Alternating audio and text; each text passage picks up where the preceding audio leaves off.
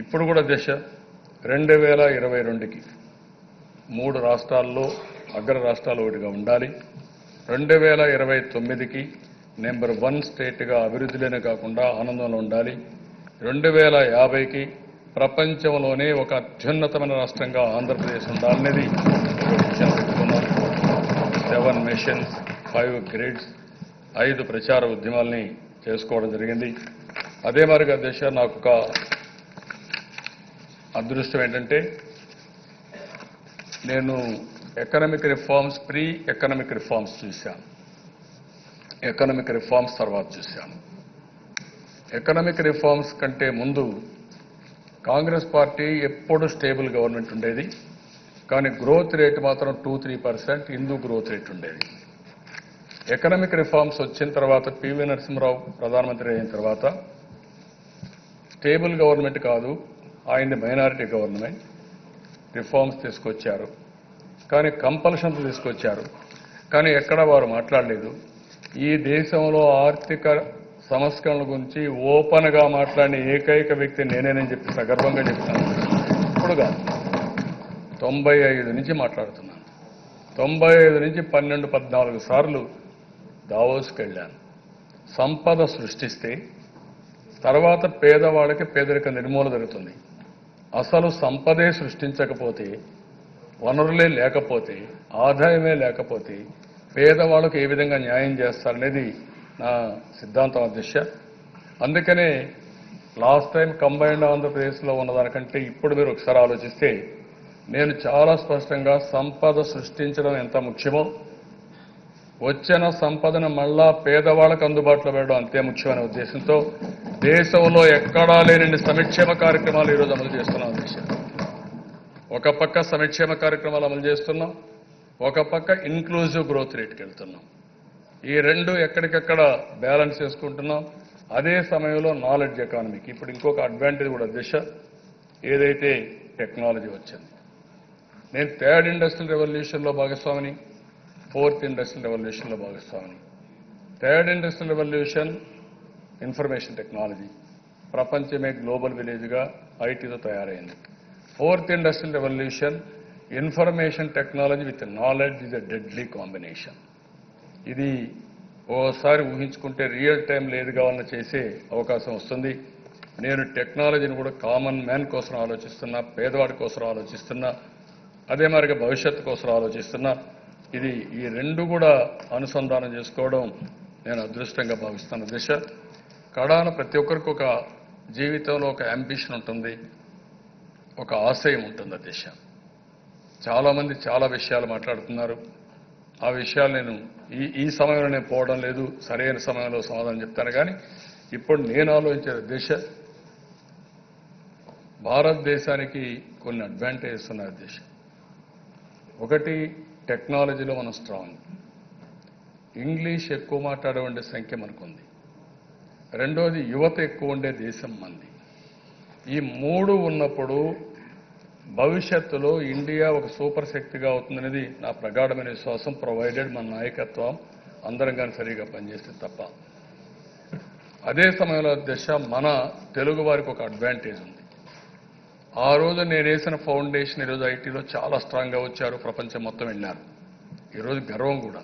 Silicon వ్యాలీకి వెళితే highest per capita income ఎవరిదంటే జూయిష్ కాదు, అమెరికన్స్ కాదు, అక్కడ ఉండే తెలుగు వారిదన్నప్పుడు, ఆంధ్రప్రదేశ్ నుంచి పోయిన వాళ్ళదన్నప్పుడు ఉండే ఆనందం 20 సంవత్సరాలు చేయగలిగాం అనే తృప్తి కూడా ఉంది దిశ. దానికే ఈరోజు ఒక విధంగా చాలా ఒక గర్వకారణం కూడా ఇవన్నీ. అదే సమయంలో దిశ, నేను తీసుకొచ్చేటువంటి ఇప్పుడు మీరు చూస్తే ఇక్కడ మనందరం కూడా మాట్లాడుకోవాల్సిన అవసరం ఉంది. విభజన జరిగిన తర్వాత చాలా సమస్యలు వచ్చాయి. నేను ఆ రోజు కూడా వెనకబడలా, భయపడలేదు. విభజన చేసిన తీరు చాలా బాధాకరం. జరిగిన తర్వాత భయపడి, బాధపడి, కుంగిపోతే మొత్తం మునిగిపోతామన్న ఉద్దేశం నేను ఒకటే చెప్పాను. అధైర్యపడద్దండి, నేను కూడా ఉంటాను, అండగా ఉంటాం, కష్టపడితే పనిచేస్తామని చెప్పాను. నా మీద నమ్మకం పెట్టుకున్న దిశ, ప్రజలు ఏకపక్షంగా ఓట్లేసి గెలిపించారంటే ఎవరెన్ని చెప్పినా నమ్మకుండా నన్ను చూసి నా మాట నమ్మి ఓట్లేసి గెలిపించారు దిశ. అక్కడి నుంచి ఈ 4 సంవత్సరాలు మీరు చూశారు. ఎక్కడ కూడా వనరులు లేకపోయినా ప్రజలకు ఈ ఇబ్బంది రాకూడదనే ఉద్దేశంతో నేను ముందుకు పోయాను.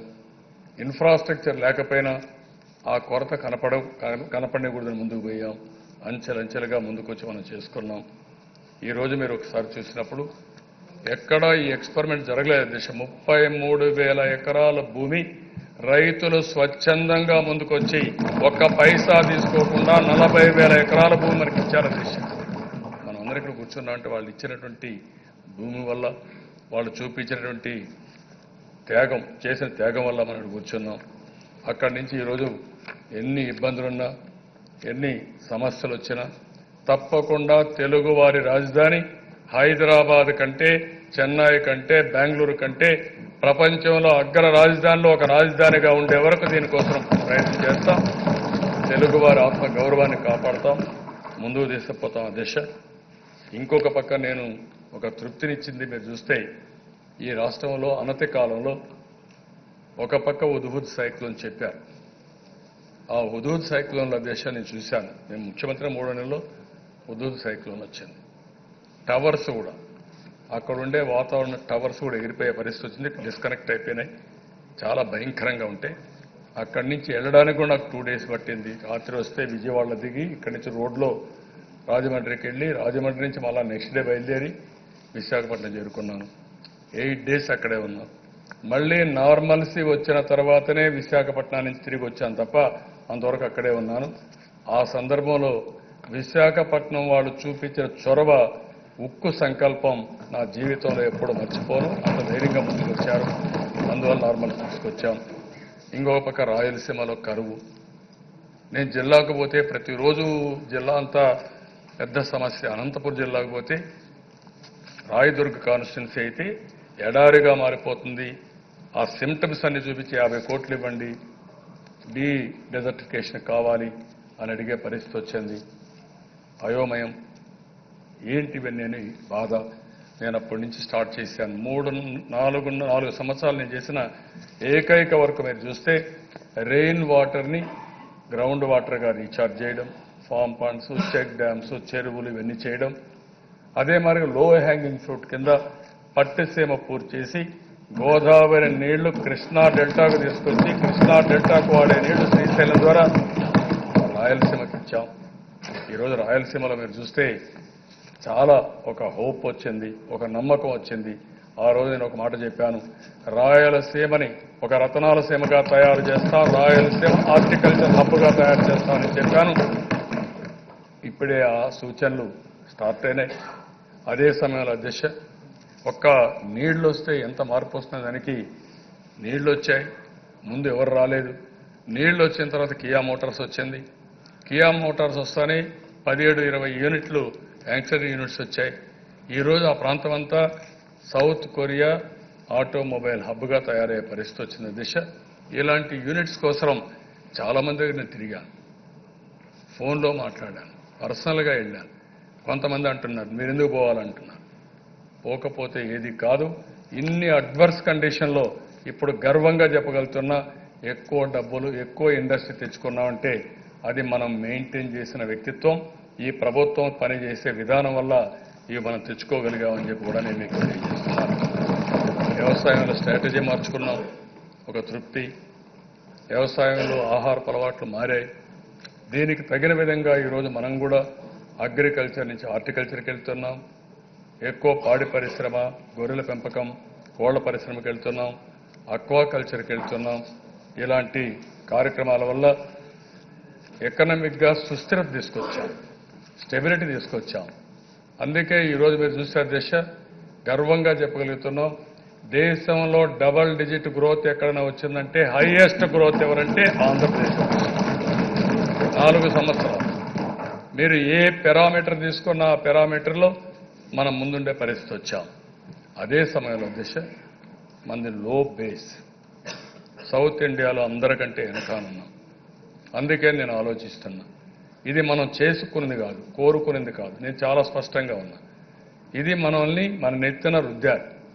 60 సంవత్సరాలు కష్టపడి హైదరాబాద్లో ఉంటే, సంపద సృష్టిస్తే, ఆల్ ఆఫ్ ఎ సడన్ నెత్తిన అప్పు పెట్టి అమరావతికి పంపించే పరిస్థితికి వచ్చారు. దీన్ని కరెక్ట్ చేయవలసిన బాధ్యత కేంద్ర ప్రభుత్వం పైన ఉంది. ఆనాడు కేంద్ర ప్రభుత్వం చేశారు, ఇప్పుడు కేంద్ర ప్రభుత్వం చేయాలని నేను గట్టిగా కూడా చెప్పాను. దీనికోసం రాజీ లేని పోరాటం చేస్తాను. నా జీవితంలో ఒకటే అధ్యక్ష నేను నేర్చుకుంది, భయం అనేది నా జీవితంలో ఎప్పుడూ లేదు. రెండోది స్వార్థం అనేది లేదు. నన్ను నమ్ముకున్న ప్రజలకి ఏం చేయడానికైనా సిద్ధంగా ఉన్నా, ఎలాంటి త్యాగాలు చేయడానికైనా సిద్ధంగా ఉన్నా తప్ప ఎన్నికపోయే సమస్య లేదు. 40 సంవత్సరాలు ఒక ప్రజాసేవకుడిగా, బాధ్యత కలిగిన వ్యక్తిగా ఎన్నో సంక్షోభాలు వచ్చినా ప్రతి ఒక్క సంక్షోభాన్ని సమర్థవంతంగా ఎదుర్కొన్నా, దానికి పరిష్కార మార్గం చూపించా. లేకుంటే ప్రతి ఒక్కదాన్ని ఒక అవకాశంగా మలుచుకుని ఇంకా బెటర్గా ముందుకు పోయాను తప్ప ఎక్కడా అధైర్యపడలేదని చెప్పి కూడా నేను మీకు తెలియజేస్తున్నాను. అదే మరిగా దేశ ఈరోజు రిఫార్మ్స్ వచ్చిన తర్వాత ఇవన్నీ కూడా మారాయి. టెక్నాలజీ వచ్చిన తర్వాత ఇంకా పెద్ద ఎత్తున సిచ్యువేషన్ మారే పరిస్థితి వస్తూ ఉంది. నేను కోరుకునేది ఒకటే, ఈ రాష్ట్రంలో ఉండే ప్రజలు ఆనందంగా ఉండాలి. ఆనందంగా ఉండాలని టెక్నాలజీని ప్రాపర్గా ఉపయోగించుకుంటే చాలా వరకు వెసులుబాటు వస్తుంది. ఈరోజు ఇవన్నీ కూడా ఉపయోగించుకుని ఒక మంచి సమాజం కోసం మనం ముందుకు పోతున్నాం. విలువలతో కూడిన సమాజం కోసం ముందుకు పోతున్నాం. ఈరోజు నా మీద ఏ నమ్మకం అయితే పెట్టుకున్నారో, ఒక నాయకుడిగా ఒక నమ్మకం పెట్టుకున్నారు. పేదవాళ్ళు, ముసలి వాళ్ళంతా ఒక నమ్మకం పెట్టుకున్నారు. వాళ్ళు ఏ నమ్మకం పెట్టుకున్నారంటే, ఈయన కానీ ముఖ్యమంత్రి అయితే మా పిల్లలు చూసుకోకపోయినా మా ఇంటికి ఒక పెద్ద కొడుకుగా ఉండి నెల నెలా నాకు పెన్షన్ పంపిస్తారని 50 లక్షల మందికి నేను ఈ బాధ్యత నెరవేరుస్తున్నాను. ఈరోజు ఆడబిడ్డలు, డాక్రా సంఘాలు వాళ్ళందరూ ఒకటి ఆలోచించారు. కడాన మా బంధువులు అన్నదమ్ముడు కూడా చేయరు, కానీ మా చంద్రన్ ఉంటే కుంకుమ పశువు కింద ఏ కష్టం వచ్చినా తీరుస్తారని చెప్పి ఆశించారు. 10,000 రూపాయలు వాళ్ళకి ఇచ్చాను. వాళ్ళని ఆర్థికంగా వెసులుబాటే కాదు, ఆర్థికంగా పైకి తేవడానికి నేను వర్కౌట్ చేస్తున్నాను. ఈ రాష్ట్రంలో బడుగు బలహీన వర్గాలు ఉన్నారు, వెనుకబడిన వర్గాలు, చేతి వృత్తులు, కుల వృత్తులు అంతా ఉన్నారు. ఎస్సీ ఎస్టీలు ఉన్నారు, కాపుల్లో పేదవాళ్ళు ఉన్నారు, బ్రాహ్మిన్స్లో పేదవాళ్ళు ఉన్నారు, వైశ్యాసులో ఉన్నారు, ఇంకా అగ్ర కులాలు అన్ని కులాల్లో ఉన్నారు. వాళ్ళందరికీ కూడా న్యాయం చేయడం కోసం నేను ముందుకు పోతాను. దిశ నా సిద్ధాంతం ఒకటి, నేను కష్టపడితే 5 కోట్ల మంది సుఖపడతారు.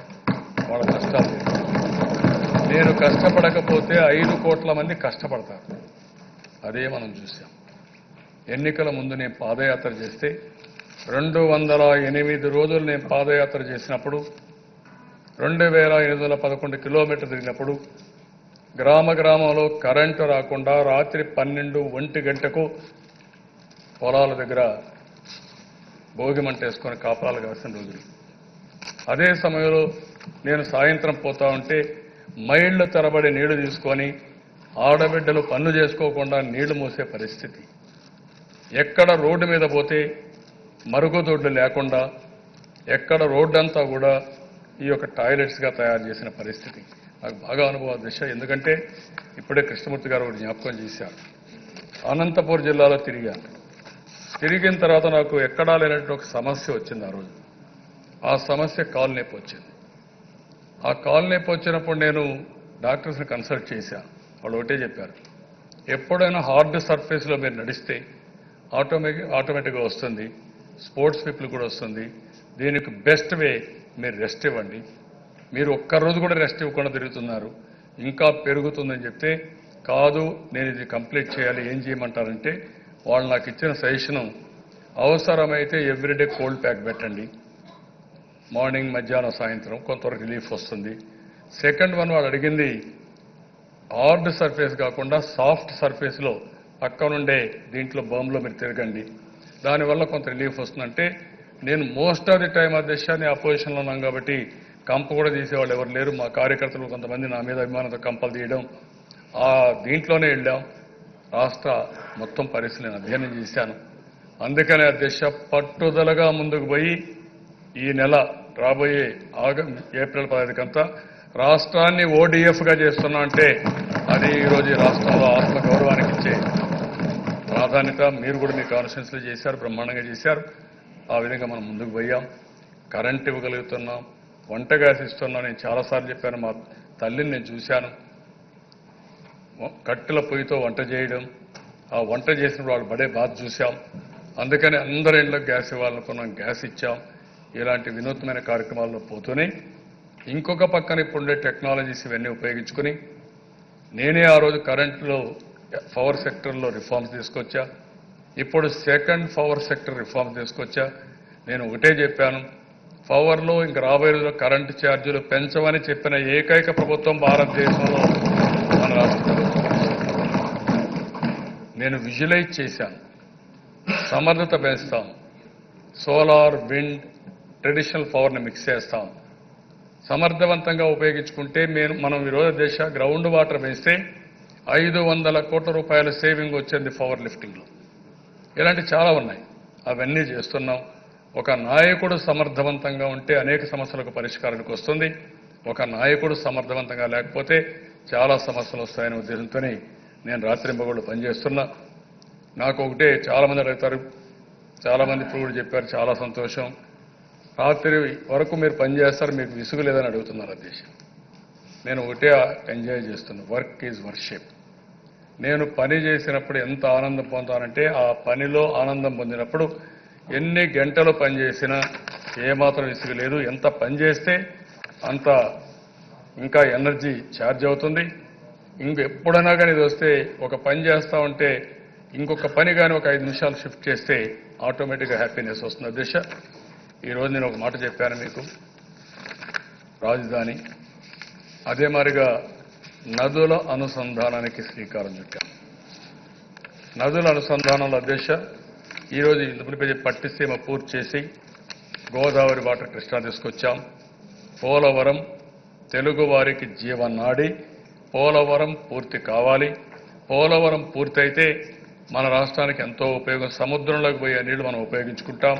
పోలవరాన్ని ఎట్టి పరిస్థితుల్లో పూర్తి చేసుకునే బాధ్యత తెలుగు జాతి పైన ఉంది, తెలుగు వారి పైన ఉంది. ఇది పూర్తి చేసుకోవాలి. అదే సమయంలో మహాసంగమం, 5 నదులు కలిపి మహాసంగమం చేసుకుంటున్నాం. ఏదైతే వంశధార, నాగావళి, గోదావరి, కృష్ణ, పెన్న, ఈ 5 నదులు కలిపి ఇది చేసుకోవాల్సిన అవసరం ఉంది. ఈ 5 నదులు కానీ మనం చేసుకోగలిగితే చాలా వరకు మనకు ఉపయోగపడుతుంది. అందుకే ప్రతి సోమవారం పోలవరంగా మార్చుకున్నాను. 53 ఇరిగేషన్ ప్రాజెక్ట్స్ని శ్రీకారం చుట్టాం. ఇంకొక పక్కన మీరు చూస్తే అధ్యక్ష, ఈరోజు ఇవన్నీ కూడా ఇప్పటికే 53 ఇరిగేషన్ ప్రాజెక్టులు 29 జూన్కి అంతా పూర్తి అవుతాయి. మిగిలినటన్నీ ప్రాధాన్యత క్రమంలో పెట్టాం. 53 సార్లు వర్చువల్ ఇన్స్పెక్షన్ చేశాను, 23 సార్లు ఫిజికల్ ఇన్స్పెక్షన్ చేశాను. ఇన్నిసార్లు చేసినా రోజు రోజుకు నాకు పట్టుదల పెరుగుతా ఉంది తప్ప ఇంకా పట్టుదల తగ్గదు. ఎట్టి పరిస్థితుల్లో పోలవరం పూర్తి చేయాల్సిన బాధ్యత మనందరిపై ఉంది, ఇది చేస్తాం. కేంద్ర ప్రభుత్వం కూడా ఇది యాక్ట్లో పెట్టారు. ఆ రోజు గవర్నమెంట్ పెట్టారు, తర్వాత వచ్చిన గవర్నమెంట్ మండలాలు ఇచ్చారు. కానీ ఈరోజు ఇంకా మనకు రావాల్సిన 2,500 కోట్ల రూపాయలు మనకు కూడా రావాలి. మనం ఖర్చు పెడుతున్నాం, ఆర్థిక ఇబ్బందులను పెట్టి మనం ముందుకు పోతున్నాం. ఇవన్నీ పూర్తయి అల్టిమేట్గా అధ్యక్ష, ఈ రాష్ట్రంలో ప్రజలకి మనం అందరం ఇవ్వాల్సిన ఒక భరోసా, రాజకీయ నాయకులుగా కాదు, ప్రజాసేవకులుగా ఏం చేయాలి. ఈరోజు చాలామంది అనుకున్న ప్రకారం ఓసారి నేను కూడా ఒకసారి ఆలోచిస్తే 40 సంవత్సరాలు పూర్తయినాయి. ఇంకొక పక్క ఆలోచిస్తే ఈ దేశంలో ఉండే రాజకీయ నాయకులకు అందరికంటే ఐఎమ్ ది సీనియర్ మోస్ట్ అధ్యక్ష. ఇప్పుడుండే నాయకులే సీఎంల కంటే వాళ్ళందరికంటే ముందు నేను సీఎం అయ్యాను.